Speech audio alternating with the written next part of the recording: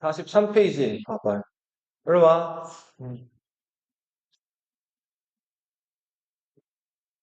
자, 계유정난이라는 사건, 우리 저저번 시간에 계속 다뤘어요.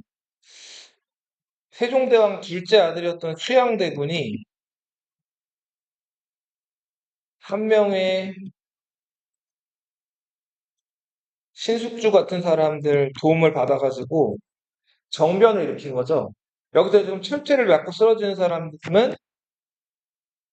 김종서라는 인물이죠. 이 정난이 성공을 했죠. 그래서 수양대군이 일시적으로 권력을 모두 장악한 다음에 2년 있다가 자기 어린 조카였던 단종으로부터 왕위를 이제 물려받죠. 자, 근데 모든 사람들이 다 세조의 즉위를 인정을 하고 칭찬했나요? 아니죠. 이 세조의 즉위를 못할 짓이라고 속으로 이제 분을 삼키고 있던 사람들이 있었는데 그 사람들이 세조를 암살하려고 시도했죠. 성삼론, 박팽년 이런 사람들 중심으로. 자, 그 사람들 다 발각이 돼서 결국은 목숨을 잃죠. 사육신들. 네. 이렇게 해서 단종 복위 운동은 실패로 끝나고 노삼군으로 강등된 단종은 어떻게 됐어요? 목숨을 잃죠? 그쵸?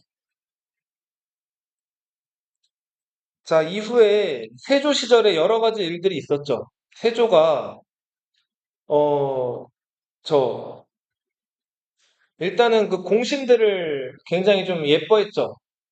그죠? 그 공신들, 자기를 왕으로 만들어준 공신들을 예뻐했는데, 음, 공신들 얘기를 하기 전에 조선시대 공신들이 여러 번 책봉이 되는데, 그걸 한번 쭉 써볼게요. 먼저, 고려 멸망시키고 이성계를 왕으로 세운 사람들 무슨 공신이라고 불렀어요? 개국 공신이라고 불렀죠? 이 사람들은 조선 건국한 사람들.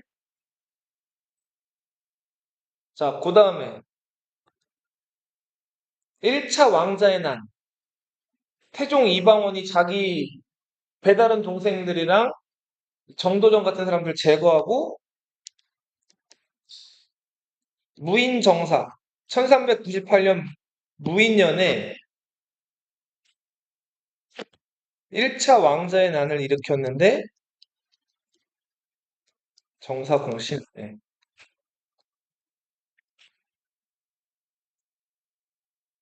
그때 이제 1차 왕자의 난을 도왔던 사람들을 정사공신으로 임명을 했죠. 그리고 방원이 자기 바로 위에 형이었던 방간이라는 그 회한대군의 도전을 받죠. 몇 차 왕자의 난? 2차 왕자의 난. 2차 왕자의 난을 제압을 하고 방원이 뭘로 즉위하죠? 태종으로 즉위하죠.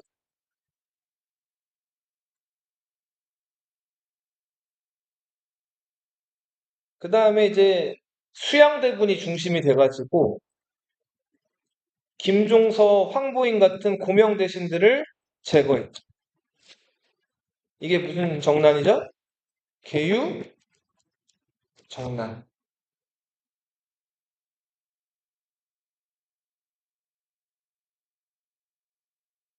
그 다음에 단종으로부터 옥새를 뺏어가지고 세조를 즉위시키는데 공을 세웠던 사람. 이 사람들을 좌익공신이라고 합니다. 세조 즉위하는데 도움을 줬다.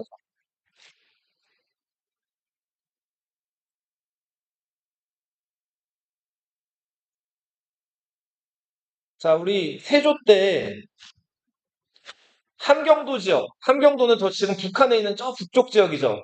이 함경도는 누가 많이 살아요? 여진족들이 많이 살던 지역이었죠.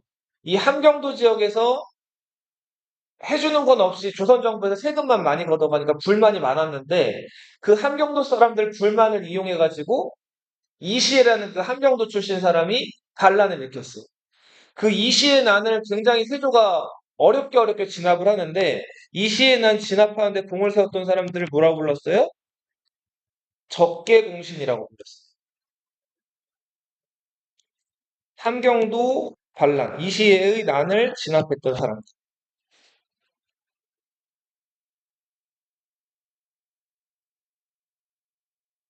자, 근데 이 적개공신들을 세조가 굉장히 파격적으로 이제 임명을 했는데, 자, 여 정남공신이랑 좌익공식에는 임명됐던 사람들이 대표적으로 누가 있었죠? 한명회나 신숙주 같은 사람들이 있었죠. 근데 이 적개공신에는 한명회, 신숙주 같은 사람들이 이름을 올렸어요, 못 올렸어요? 못 올렸어요. 대신에 새로운 인물들, 구성군, 이준, 그리고 남이장군, 이런 사람들이 공신에 이름을 올렸죠. 이 구성군 이 당시에 나이가 몇 살이었죠? 27살. 남이 25살. 굉장히 어때요? 어리죠? 젊죠? 이 사람들을 무슨 공신이라고 불렀죠? 새로운 공신들이라 그래서 신공신들이라고 불렀죠. 세조가 여기서 더 나아가가지고 이 구성군을 28살에 영정으로 만들어버리고 남이 장군을 26살인데도 불구하고 병조판사를 만들어 국방부 장관을 시켰단 말이에요. 이거 왜 이렇게 공신들을 새로운 인물들을 이렇게 띄워준 거예요? 누굴 견제하려고? 그쵸. 한명회나 신숙주 같은 부공신들이 세력이 너무 커지니까 이 사람들을 견제하려고 신공신들한테 힘을 밀어줬단 말이에요. 자, 근데 그리고 또 세조가 자기 아들, 그러니까 세자로 삼았던 예종이 이제 나이가 굉장히 어려가지고 즉위했기 때문에 어린 세자를 위해서도 뭔가 공신들이 힘이 너무 커지는 걸 경계해서 이렇게 신공신들한테 힘을 좀 밀어줬단 말이에요. 근데 예상 밖의 세조가 너무 일찍 죽죠. 신공신들 띄워주고 얼마 안 있어서 바로 1년 만에 죽는단 말이에요. 자, 그렇게 해서 즉위한 사람이 누구였어요? 예종이었죠. 예종이 18살에 즉위를 하게 돼요. 몇 살에 즉위했다고요? 18살. 어린 나이죠. 성인도 아직 안 된 데다가 이제 그 정치판에는 지금 세조 즉위를 도왔던 아주 그 노련한 50대에 접어든 그 공신들이 막 정치를 쥐락펴락하고 있었단 말이에요. 자, 그런 상황에서 예종은 남이를 좋아했어요, 안 좋아했어요? 예종이 남이를 안 좋아했죠. 그죠? 그래서 예종이 병조판서에 있던 남이를 어떻게 해버렸죠? 죽이진 않고 자른 다음에 강등을 시켰단 말이에요.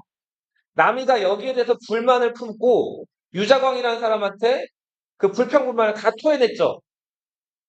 자, 근데 유자광이라는 사람은 또 어떤 사람이에요? 그죠? 유자광은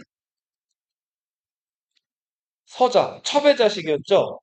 근데 이 사람은 어떻게 적개공신, 이 시에 어떻게 공신으로 책봉이 되고 출세하게 됐죠? 이 사람 원래 봐봐. 조선시대 때 첩의 아들이면 과거 시험 응시가 돼야 안 돼요. 안 되죠. 그래서 출세길이 막혀 있는 사람인데 이 유자광이 그 이시의 난이 일어났을 때 세조가 그 진압을 못해가지고 뻘뻘거리고 있는데 세조한테 그 상소를 올려서 굉장히 그 정확하고 구체적으로 어떻게 이시의 난을 진압할지에 대해서 아주 세조 속 시원해질 만한 상소를 올렸다 그랬죠. 그래서 세조가 이 유자광을 예뻐해가지고 유자광을 파격적으로 첩의 자식이지만 이제 관직을 주고 벼슬에 나가게 했단 말이에요. 그래서 유자광이 공신에 책봉이 됐어요. 근데 문제는 유자광은 누가 전격적으로 밀어줘가지고 출세한 사람이야. 세조가 밀어준 사람이죠. 근데 세조가 어떻게 됐다 그랬어요? 세조가 바로 죽어버렸단 말이에요. 이제 유자광을 밀어줄 사람이 있어요? 없죠. 그런데다가 그 지금 벼슬길에 나와 있는 그 관리들은 다 양반이고 과거 시험 봐가지고 관직에 나아간 그런 아주 보수적인 사람들이란 말이에요. 그래서 유자광이 굉장히 외톨이 같은 상황이었는데 때마침 남이가 와가지고 유자광한테 한명회나 신숙주 같은 구공신들 제거하고 자 그런 반란 비스무리한 냄새나는 얘기를 했단 말이에요. 그죠? 자 유자광이 남이한테 맞장구 쳐주는 척 하다가 누구를 찾아갔어? 예종을 찾아가죠. 그 다음에 남이가 반란을 꾀했습니다 라고 얘기를 하죠. 안 그래도 남이가 마음에 안 들었던 예종이 남이를 어떻게 해버렸죠? 죽여버렸죠. 그 남이의 난과 관련돼서 공신이 또 책봉되는데 그 공신을 익대공신이라고. 남이의 영모 사건.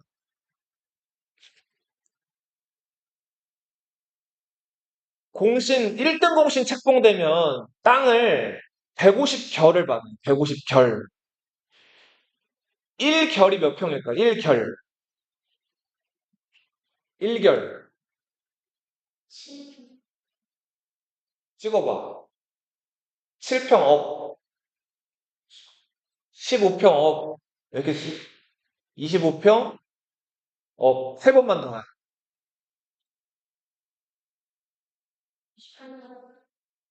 10평, 18, 25업이라고. 1결이 3,000평이에요. 몇 평이라고요? 근데 1등 공신이 몇 결을 받는다고요? 150결을 받아요. 그러면 몇 평이에요? 150 곱하기 3,000 하면 45만 평. 1등 공신들은 몇 평을 받는다고요? 45만 평을 받아요. 여의도 면적이 90만 평이거든요. 그럼 여의도 절반을 받는. 여기 수서동이 한 70만 평 되거든요. 그거 한 절반보다 넘는 땅을 받는. 근데 한 명의 신숙주 같은 사람들 이 정난공신 때부터 이름을 4번을 다 올린단 말이에요. 남이의 남. 그리고 나중에 성종이 즉위했을 때 별로 한 일도 없으면서 그냥 성종 즉위에 도움을 줬다고 해가지고 좌리공신이라는 게 한 번 더 임명이 돼요. 성종 즉위. 이거는 별로 중요한 일도 아닌데 그냥 선심성으로 공신책봉이 이루어집니다. 근데 이때 한 명이나 신숙주 같은 사람들이 1등 공신을 4번을 한다. 그러면 땅을 얼마나 받은 거예요? 그쵸. 180만 평을 받은. 여의도 2개 면적을 받은. 지금으로 치면은 한 강남구 3분의 1 정도 크기? 그러다 보니까 위세나 권세가 어떻게 됐을까요? 엄청 세졌겠죠? 무서운 게 없는 사람들이에요, 이 사람들. 자, 그런 구 공신들을 우리는 뭐라고 불렀죠? 훈구라고도 부른다고 했어요. 이 신공신들과 맞섰던 구공신 그룹들. 이 사람들을 뭐라고도 한다고요? 훈구 대신들이라고. 자, 저번 시간에 가계도 설명한 거 여기 압축이 돼 있어도 다시 빨리 한번 해볼게요. 세조 무슨 대군이에요? 수양대군. 아내 정의왕후 윤씨였죠? 그죠? 네. 자, 세조랑 정의왕후 윤씨 사이에서 아들을 둘 낳았어요. 큰아들이 원래 세조가 아직은 수양대군 시절에 도원군이었는데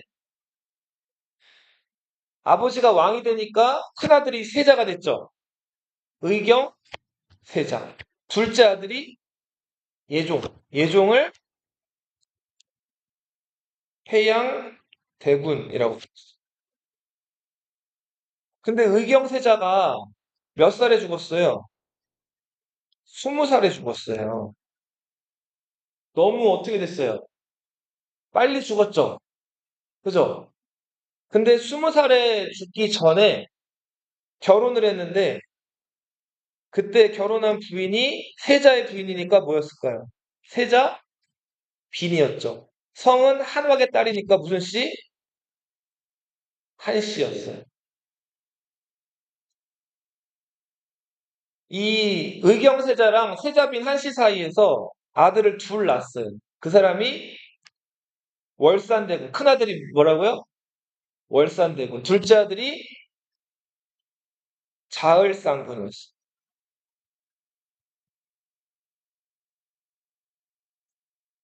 자, 근데 그러면 뭐예요? 남편이 죽었기 때문에 이 세자빈이 궁에 살 수가 있어요, 없어요?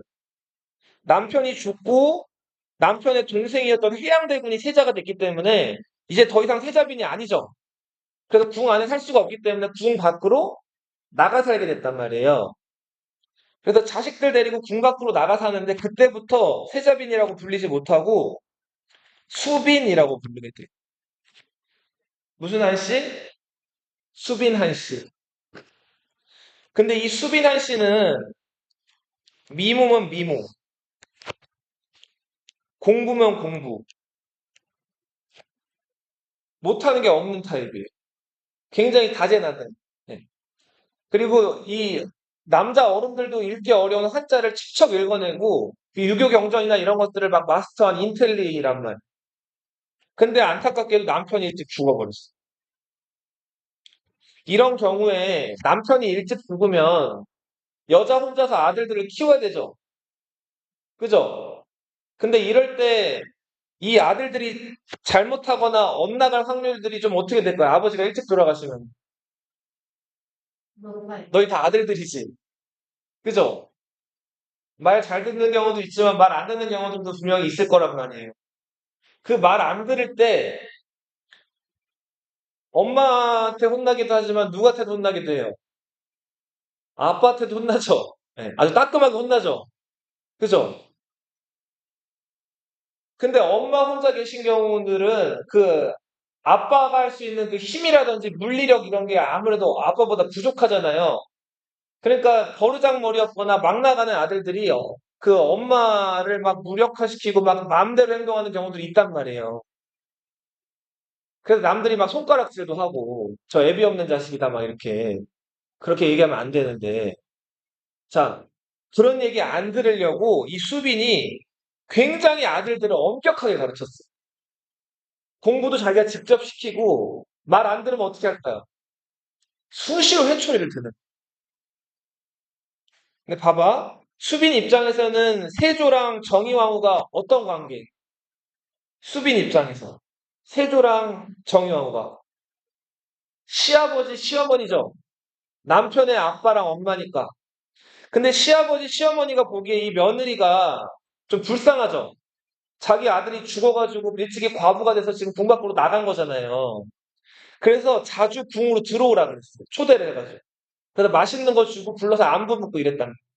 근데 그렇게 와서 물을 때마다 시아버지 세조가 이 수빈한 씨를 뭐라고 불렀냐면 폭빈이라고 불렀어요. 뭐라고 불렀다고요? 폭빈. 여기서 폭이 무슨 폭자일까요? 사나울 폭자예요. 왜 사납다고 그랬을까요? 그치. 아들들을 잡아. 너무 엄격하게 구니까 이 수빈을 폭빈이라고 불렀다. 그 정도로 만만치 않은 여자였다. 예종이 형이 죽으면서 얼떨결에 세자가 됐어요. 그리고서 세자 수업을 받다가 결혼을 하는데 이 장순왕후도 한씨였어요.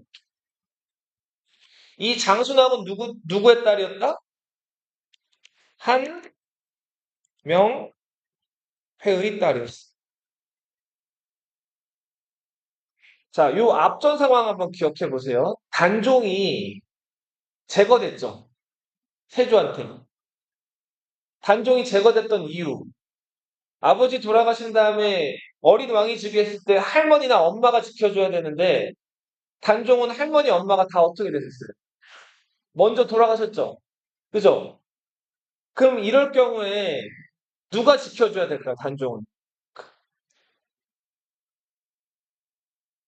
자기 부인 쪽 집안이 좀 세면 그 부인 쪽 집안이 자기를 지켜줄 수 있죠. 처갓집. 그죠? 근데 단종은 안타깝게도 처갓집도 그렇게 권력이 세지를 못했어요. 그래서 결국은 단종은 폐위되고 사약을 먹잖아요. 죽잖아요. 그래서 그런 걸 예방하려고 예종이 이제 나이가 어리니까 센 처갓집을 하나 붙여준 거예요. 세조가. 그래서 권력 있는 신하 누구? 한 명의 딸을 이제 예종이랑 결혼을 시킨 거라. 그 장순왕후가 17살일 때 인성대군을 낳았어요. 근데 아이 낳고 나서 바로 3일 만에 죽어요. 이 당시 때는 산후병 이런 것들 치료가 안 돼서 죽는 경우가 많았다 그랬죠. 그리고 낳았던 아들 인성대군도 3살에 죽어요. 비극이죠?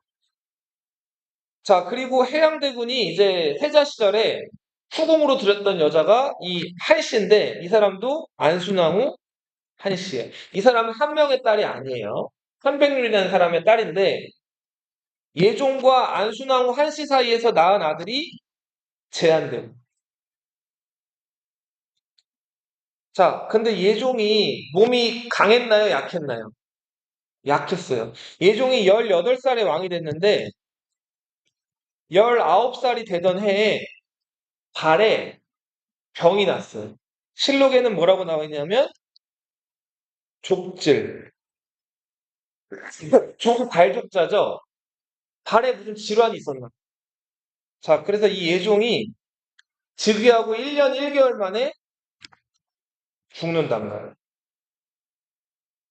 자, 예종이 죽었어요. 이제 보통 예종이 죽었기 때문에 누가 왕이 돼야 되죠?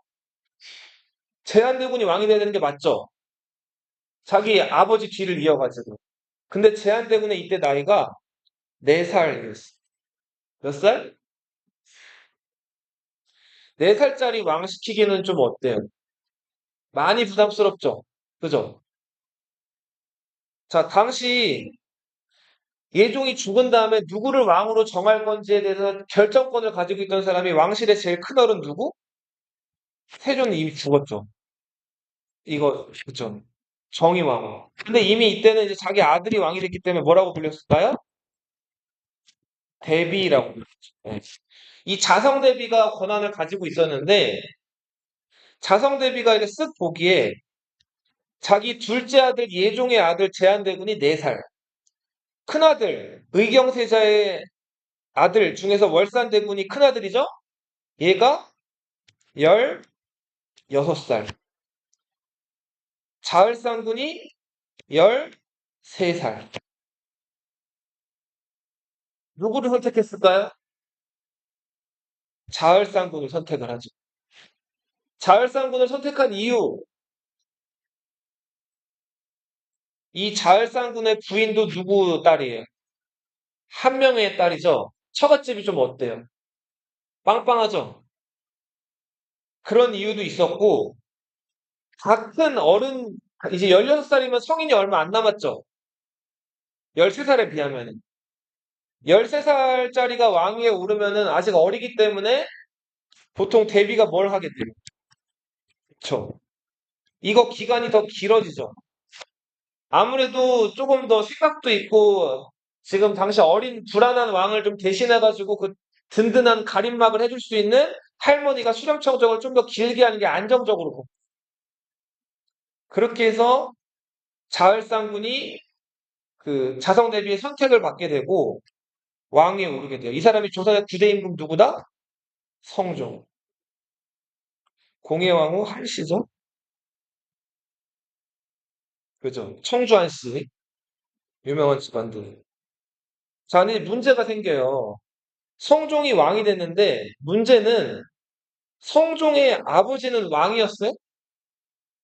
세자 상태에서 죽었죠. 그리고 지금 전 왕의 아들이 엄연히 살아있죠.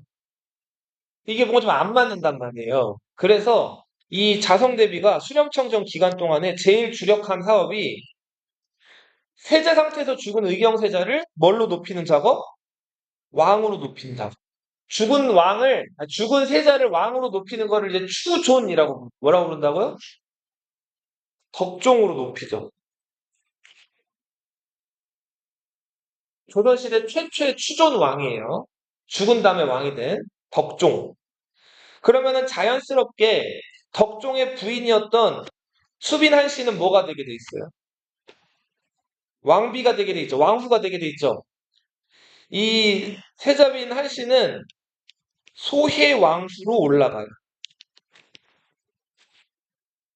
근데 아들이 어떻게 됐어요? 왕이 됐죠. 남편은 죽고. 그러니까 소혜 왕후에서 바로 뭐가 될까요? 대비로 올라가.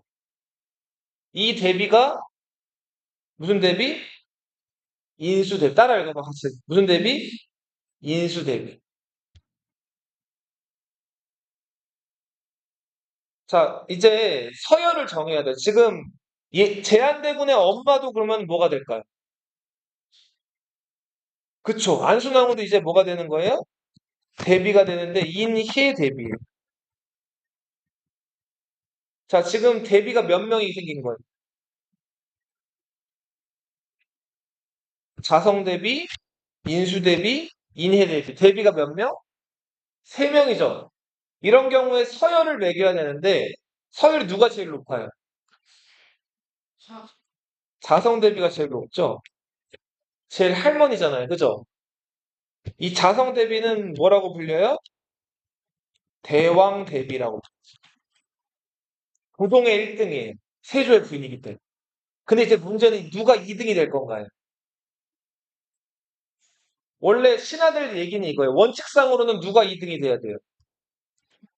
그치. 세조의 뒤를 이어서 예종이 먼저 왕이 됐기 때문에 그 예종 비였던 안순왕후를 인해 대비를 2등으로 삼아야 된다라는 얘기인데 그렇게 되면 현재 왕인 성종이 조금 얼굴이 좀 나쁘끄러워지죠.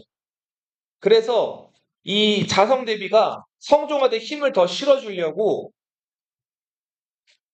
인수 대비를 더 서열을 하나 눕힌단 말이에요. 그래서 2등이 되죠. 인해 대비는 몇 등? 3등. 자성 대비가 수렴청정을 하던 기간에 한자를 몰랐기 때문에 누구를 불러다가 이 정치를 같이 의논을 많이 했을까요? 똑똑한. 누구? 인수 대비를 불러가지고 정치를 같이 많이 토론했다. 대비가 3명이기 때문에 대비 3명을 모시기 위한 공간을 마련하는데 예전에 상왕들이 물러나면 머물렀던 궁궐 수강궁이라는 궁이 있었어. 이 수강궁이 되게 좁았는데 대비 3명이 여기 머물긴 더 좁았단 말이에요. 그래서 성종이 이 수강궁을 크게 확장을 시켜요. 그렇게 해서 뭐라고 불리게 될까요? 창경궁이라고 불리게 돼요. 대비가 몇 명? 대비 3명이 여기 머물게 된다. 받고 와.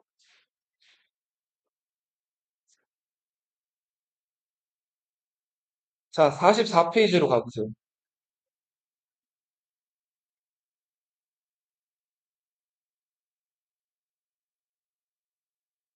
자, 13살의 어린 성종이 즉위했어요. 즉위했지만 당장은 뭐 할 수 있는 게 없어요. 왜냐하면 할머니가 수렴청정을 하고 있기 때문에. 그러면 이제 성종은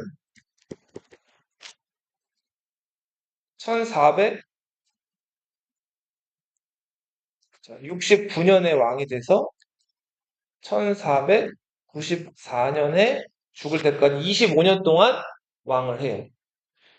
13살에 왕이 됐는데 25년 왕하고 죽었으니까 몇 살에 죽은 거예요? 13살에 왕이 됐는데 25년 왕하고 죽었어요. 그럼 몇 살에 죽은 거예요? 38살에 죽은 거예요. 왜 이렇게 빨리 죽었을까요? 맞아요. 그것도 있고 몇 가지 이유가 있어요. 지금부터 써볼게요. 성종이 어떤 타입의 인물이었냐면 조선시대 여러 왕들 중에서 손꼽히는 모범생이었어요. 일단 공부를 아주 열심히 해요. 성종이 좋아하는 거 신하들이랑 그치 공부하는 거. 자 경연을 하는데 하루에 4번도 해요. 아침에 신하들이랑 공부하는 거 조강, 점심에 하는 거 주강, 저녁 먹고 하는 거 석강, 자기 전에 만나서 공부하는 거 야대,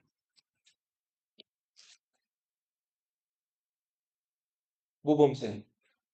그리고 성종이 좋아하는 거 동물,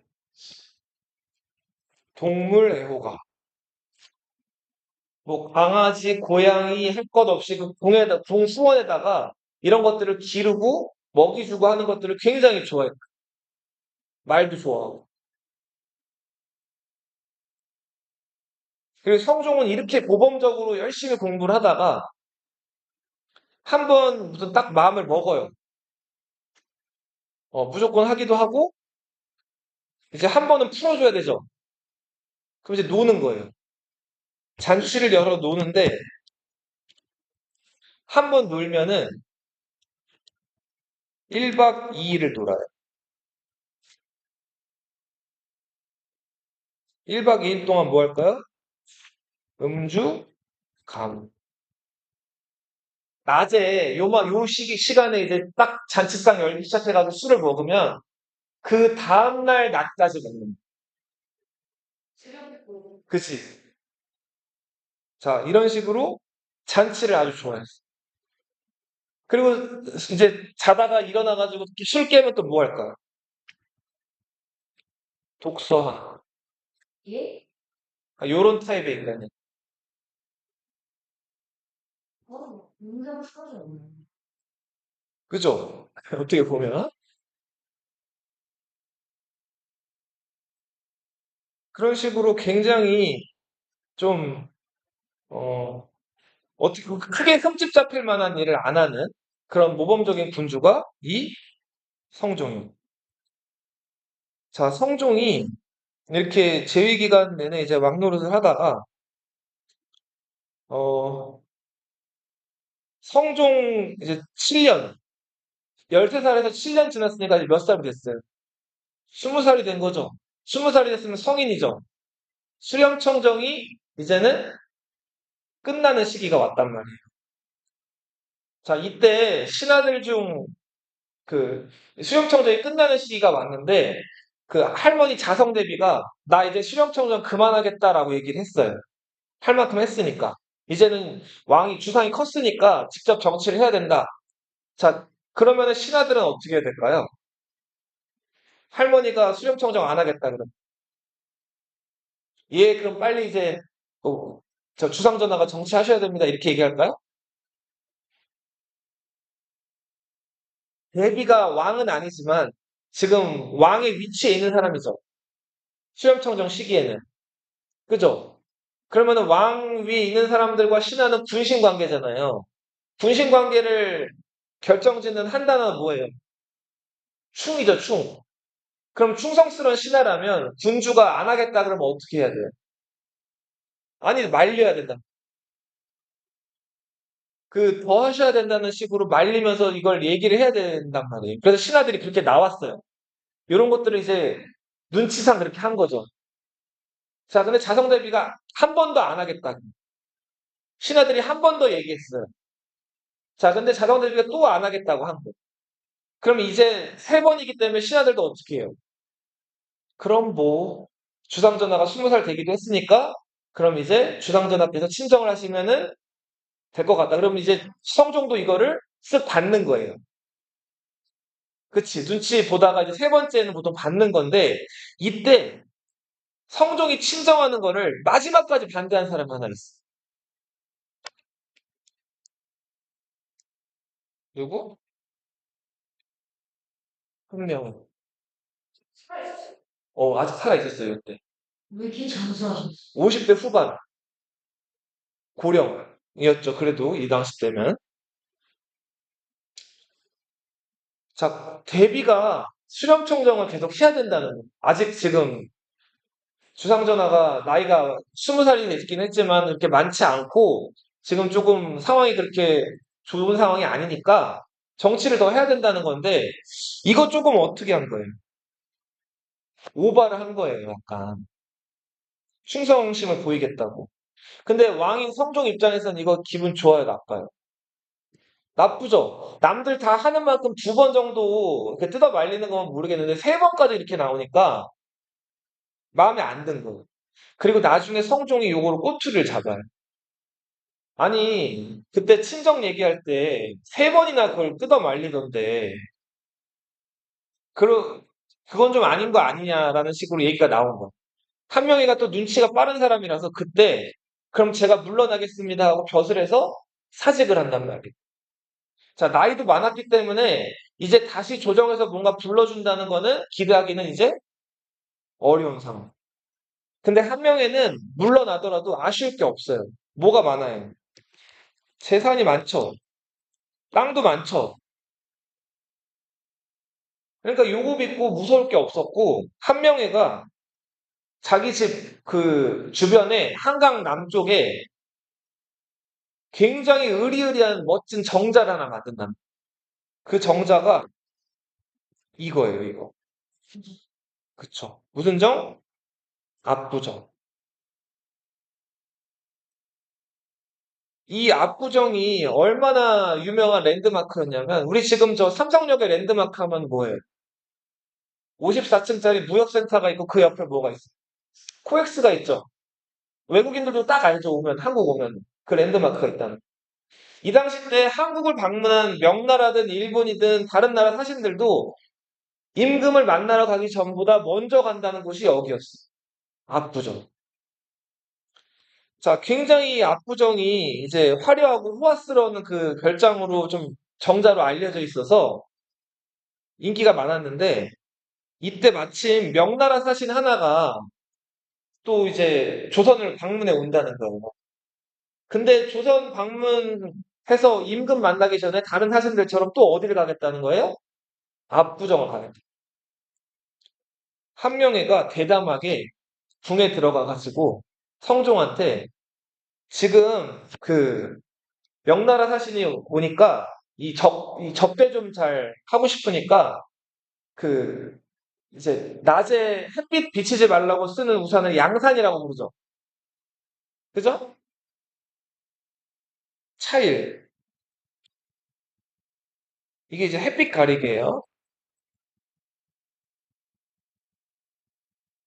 이 양산을 왕실 창고에서 좀 빌려달라고 얘기한다.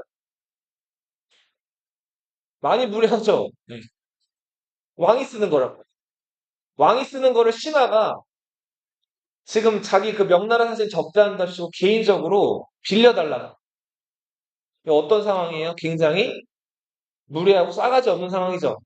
성종이 이때 화를 또 잔뜩 내가지고 한명회는 이 이후에 권력을 완전히 잃어버리고 죽이지는 절대 않아요. 한명회는 그죠? 죽이지는 못하죠. 네, 죽이지 못하고 한명회는 이때부터 권력을 상실하게 됩니다. 근데 문제는 한명의 신숙주 같은 사람들은 이제 자연적으로 나이가 먹으면서 이제 성종 5년, 8년 그 이후에 이제 다 죽게 되는데 문제는 그 한명의 가족들, 친척들, 그리고 아는 사람들, 이런 사람들을 조선의 관직이 얼마나 많아요. 중앙에 그 왕 옆에 있는 관리들 뿐만 아니라 지방의 사또나 이런 사람들 다 관리들이죠. 이 사람들이 다 한명의 신숙주, 홍윤성, 뭐 홍갈순 이런 사람들 친척 이런 사람들이란 말이에요. 아는 사람들. 성종, 어린 왕 성종 입장에서는 그 구공신들이 남기고 간 세력들이 부담스럽죠. 자기 정치하는데 문제가 많잖아요. 그래서 이 구공신들을 견제할 만한 새로운 세력들을 성종이 이제 키우기 시작을 해요. 자, 고려 말기에 이제 원간섭기라는 시기가 있었죠. 기억나요? 이 원간섭기는 누구 지배받던 시기예요? 이때 권문세족이라고 불리던 친원파들이 있었죠. 그죠? 우리 일제감정기 친일파 있듯이. 그래도 국민왕이 이들을 이제 견제할 목적으로 신돈이라는 사람을 등용했죠. 기억나요? 이 신돈이 자기는 혼자고 권문세족들은 땅이든 재산이든 숫자가 많으니까 이 사람들 견제하려고 끌어들인 사람들이 공자 맹자를 공부한 누구? 이 사람들이었죠. 이 사람들은 신유학이라고 불리는 뭐를 공부한 사람들이에요? 성리학을 공부한 사람들이었죠. 근데 여차저차해서 이 고려 말기에 아주 또 격변의 시기가 있었죠. 위화도 회군이라는 거 이후에 이제 우왕과 창왕, 최영 이런 사람들이 제거되고 고려를 유지할 것인가 아니면 세간판을 갈 것인가 분파가 되잖아요. 그죠?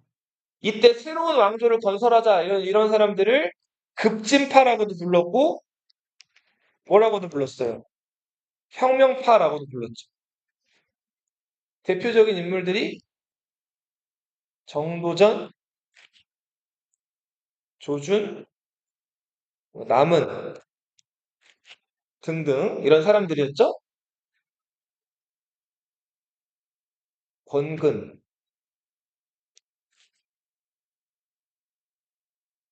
자, 온건파 사대부들의 대표 주제는 이색, 정몽주, 그리고 스승의 죽음, 정몽주의 죽음을 계기로 아예 벼슬에 나가지 않고 제자들만 길러냈던 길제, 길제의 제자, 김숙자. 자, 이런 사람들이 있었다. 근데 결국은 이 사람들이 이성계를 끌어들여가지고 잠깐 이기죠. 그죠? 정몽주 제거하잖아요. 그리고서 새롭게 건설한 나라가 조선이었죠. 그죠? 자, 조선이 건국되고 나서 우여곡절이 많았다가 수양대군이 왕이 되는 사건이 벌어져요. 그 사건이 계유 정난이죠. 이때 세조의 즉위를 도왔던 그룹들을 우리는 뭐라고 불러요? 공이 있는 옛날 사람이라고 그랬어요. 흉구라고 불렀다 그랬죠. 구공신이라고도 부르고. 예. 한 명의 신숙주 이런 사람들. 이 사람들이 뭐 정도전, 조준 이런 사람들이랑 뿌리가 완전히 같다고 볼 수는 없어요. 하지만 이 사람들은 다 조선 건국한 이후부터 조선 건국을 이끌어왔던 사람이라고 보시면 돼요. 지배 세력들. 자, 근데 반면에 정몽주의 죽음을 계기로 정몽주를 존경하고 정몽주를 따르던 제자들이나 후배들이 조선에 등을 져요. 그리고 이 사람들은 고향에서 벼슬에는 나가지 않고 공부만 하면서 제자만 기르는.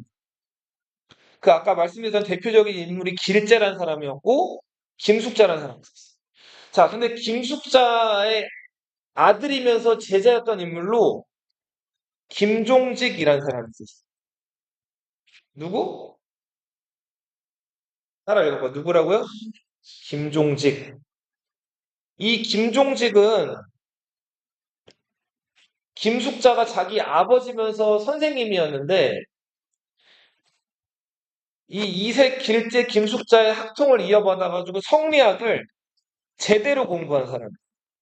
여기서 제대로라고 하면 이 당시 때 학자들 성리학을 왜 공부할까? 양반들.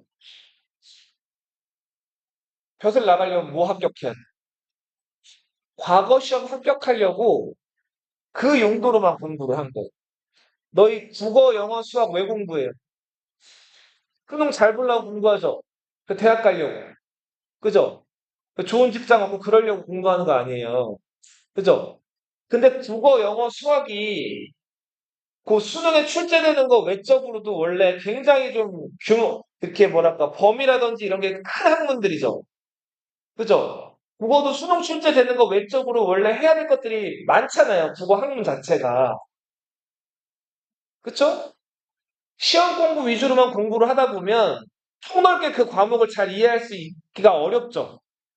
그래서 김종직은 자기 아버지이자 스승님 김숙자 밑에서 그냥 입시용 공부가 아니라 굉장히 성리학을 좀 여러 면에서 입체적으로 많이 공부를 했단 말이에요. 그러다 보니 과거 시험을 여러 번 떨어졌어요. 그리고 네 번 만에 과거 시험을 붙어요. 사수를 했어요. 근데 그런 사람들이 이제 세조 지나가지고 성종 무렵부터 점점 벼슬길에서 나오기 시작을 했어요. 원래는 조선 건국에 참여를 안 하고 그냥 조선이란 나라는 처음부터 잘못된 나라라고 생각을 하면서 공부만 하던 사람들이 성종 때부터 슬슬 시간이 이제 많이 지나가지고 뭐에 나오기 시작했다고요? 벼슬길에 나오기 시작을 합니다. 성종은 이 훈구 공신들을 견제할 목적으로 저 지방에서 이제 막 공부해가지고 이제 막 조금씩 벼슬길에 나오고 있던 살인들을 관직에 쓰기 시작합니다. 자, 이 살인들을 이제 성종이 쓰는데 주로 어디다 배치를 많이 했을 것 같아요? 자, 봐봐. 일단 관직의 품계가 지금은 공무원들 등급을 급수로 표현하죠. 1급부터 9급까지 표현하잖아요. 이때는 급이 아니라 품이라고 표현했어요. 뭐라고요? 품. 1품부터 9품까지가 있어요. 숫자가 작을수록 어때요? 더 높은 거예요. 1품 대표적인 관리는 뭐가 있죠? 영의정, 좌의정, 우의정이 있다. 그리고 판서급들. 근데 이제 막 벼슬에 급제한 사람들한테 바로 과거 급제한 사람들한테 1품짜리나 2품짜리 줄 수가 있어요? 없죠. 자, 그 중에서도 3품 이상의 그 고위관리 그룹들을 뭐라고 불렀냐면 당상관이라고 불렀어요. 당상관. 3품 이하들은 당하관이라고 불렀어요.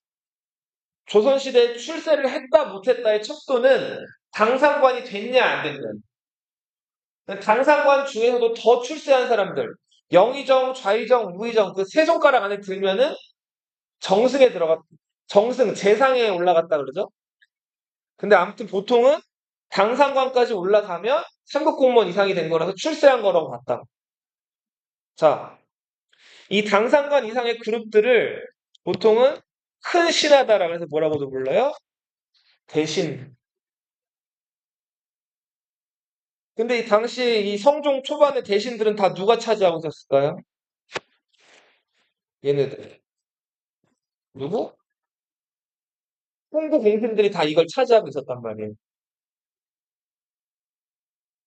성종 입장에서는 이 훈구 공신들을 좀 꼬집고 얘네들이 높은 관직이나 이런 것들을 이용해서 이 사람들 가족들이나 저 친인척들이 몰래 몰래 부정부패나 나쁜 방식으로 재산을 늘리거나 이런 것들을 많이 하고 있었기 때문에 이 살인들을 이용해서 이 훈구들을 견제하는데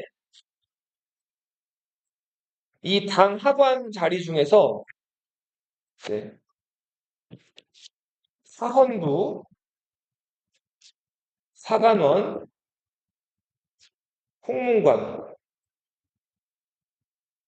얘네들을 조선시대 때 삼사라고 불렀어요. 뭐라고 불렀다고요? 삼사. 삼사는 대간이라고 불렸어요. 이 대간에서는 뭘 할까요? 왕이나 양반 높은 고위 관리들이 부정부패하거나 잘못하거나 하는 행동들을 꼬집는 역할들. 그때 주로 했던 멘트 같이 읽어보세요. 다 같이 다시 아니되옵니다 전하. 이런 식으로 자기들 의견들을 얘기하는. 이 얘기는 어디서 나오는 거냐면 성리학적 명분론에서 나오는 거예요.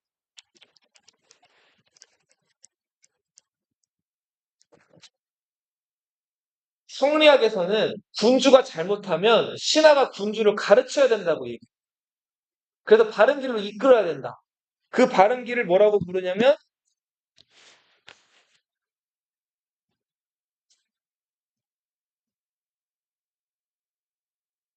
왕도라고. 뭐라고 부른다고요?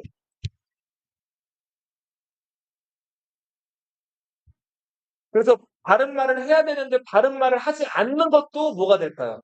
불충이 되는. 임금이 잘못했을 때나 다른 신하들이 잘못했을 때 그걸 꼭 꼬집어서 얘기를 해야 돼. 그래야지 충성스러워. 그래서 이 성종이 이 대관들에게 권력을 실어주게 되고 이 사람들을 살인들로 임명하는데 이 살인들은 대관 자리에 들어가자마자 성종이 기대한 대로 훈구 공신들이 잘못한 거를 막 꼬집어요.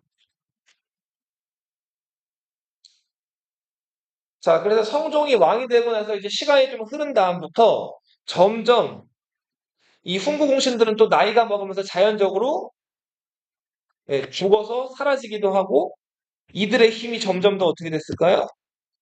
커졌다.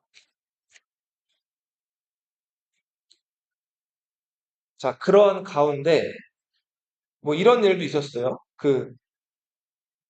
문제는 후구공신들이 이제 힘이 많이 좀 빠진 상황이었는데, 어, 이 살인들이 기세가 너무 많이 올라간 거예요. 그래서 왕이 무슨 말만 하면 어느 순간부터 별것도 아닌 건데 그냥 왕한테 태클을 걸어요. 어. 그래 놓고서 자기들끼리 이제 뒤에 술자리에서 야, 봤어? 내가 왕한테 저렇게 쪽준 거? 그러니까 왕을 마치 깔아뭉개거나 많은 사람들 앞에서 말빨로 왕을 누르는 거를 뻐기고 자랑을 하는, 꺼드럭거리는. 그리고 그거를 이제 자기들 어떻게 보면은 그런 이 어깨 훈장처럼 이렇게 자랑을 하는데 한 번은 이런 적도 있었어.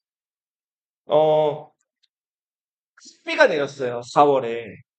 자, 4월에 흑비가 내린다는 거는 비에 뭐가 섞여 내리는 거야? 흙. 흙먼지가 어떤 흙이에요? 중국에서 오는 흙. 그래. 황사가 이렇게 와서 비에 이제 흙이 섞여 내리는 비들이 있죠, 간혹.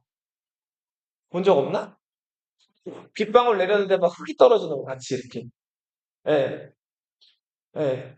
그래서 그런 상황이 났는데 옛날 옛적에는 그렇게 자연적으로 좀 이상한 현상이 나타나면 그게 이제 하늘이 내린 경고라고 해석을 했어. 왕이 정치를 잘 못하고 있기 때문에 그런 이상한 현상을 내려가지고 왕한테 경계를 한다.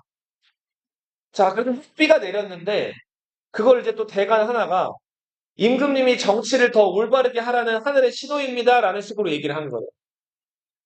성종 입장에서는 좀 어처구니가 없죠. 그래도 신하들이 그렇게 나오니까 어떻게 해? 알겠다, 알겠다. 성종도 성격이 이래. 모범생이라 그랬죠. 신하들이 뭔가 얘기를 하면 신하들을 꾸짖거나 하지 않고 오케이 오케이 하는. 근데 듣던 신하 중에 하나 임사홍이라는 신하 하나가 얼탱이가 없는 거예요. 무슨 뭐 흑비 내린다고 왕이 정치를 잘 못해. 임금님 열심히 잘하고 있는 거. 그래서 임금 편을 들었어요. 흑비 내린 것과 임금님이 정치 잘못하는 건 상관이 없다. 그랬더니 대간에서 또 어떻게 했을까요? 미친 거 아니야? 옛날부터 아주 오래전부터 중국에서 흑비가 내리면 안 좋은 현상이고 임금이 정치 잘못해서 신하들이 조언을 해야 된다는 게 맞는 거라서 우리 그렇게 했는데 그거를 깐다고? 그러면서 임사홍을 집중적으로 공격해. 임사홍은 뭐입니다? 소인입니다. 조선시대 최대의 요리. 그 사람을 깔아 뭉갤 때 하는 얘기. 이 사람은 뭐다? 소인이다. 밴댕이 소갈딱지다. 뭐 씨발 지랄이 아니라 소인이라고 하면 조선시대 때는 최고의 요리. 최고의 칭찬은 뭘까요? 군자예요. 저 사람은 군자다. 근데 군자의 반대말, 저 사람은 최악이다. 소인이다. 소인배다. 자, 그렇게 해서 임사홍이 그 성종 한번 감쌌다가 소인 소리를 듣고 결국은 대간들의 요청으로 유배를 가요. 임사홍 입장에선 기분이 어땠을까요? 부럽죠? 한 번은 또 이런 일도 있었어. 자, 창경궁에 비가 많이 오면 거기 앞에 그 연못, 조그만 연못이 있었는데 그 연못이 자꾸 넘치는. 그러니까 연못 없앨 수는 없고 연못 옆으로 물길을 만들어서 그 물을 좀 비가 많이 오면 물을 이렇게 저수지처럼 한쪽으로 옮겨 저장할 수 있는 그런 수로를 만들자는 건의가 있어서 그걸 만들었어요. 근데 만들 때 성종이 이거를 구리로 만들라 그랬어. 그래서 그 수로랑 수통을 구리로 만들어 놨는데 대간에서 꼬집다 별로 왕 트집잡을 게 없으니까 또 뭘 트집잡았어? 그죠? 그걸 왜 구리로 만드냐? 구리는 비싼 금속이고 사치스러운 건데 왜 구리로 그런 걸 만들어서 백성들에게 모범을 못 보이느냐 이렇게 꼬집은 거. 성종이 그거 듣고 어떻게 했을까요? 또 알겠다 알겠다. 여기서 신하들 꺾어버리거나 신하들이랑 맞서 싸우면은 신하들이랑 말싸움하면 돼요 안 돼요 상대가 안 돼요. 그래서 결국은 신하들 얘기대로 그 구리수통을 교체를 해서 나무로 바꿨어. 근데 그러고 나서 성종이 이제 성격을 하나 보이는데 그 구리수통 그거 철거한 거 가지고 그걸 성종이 다 던지면서 부셨다고. 그러니까 성종 스트레스를 아무래도 어땠을 것 같아 많이 많이 받았겠죠. 그런데도 이 대관들은 견제할 수 없을 만큼 많이 세력이 커져가.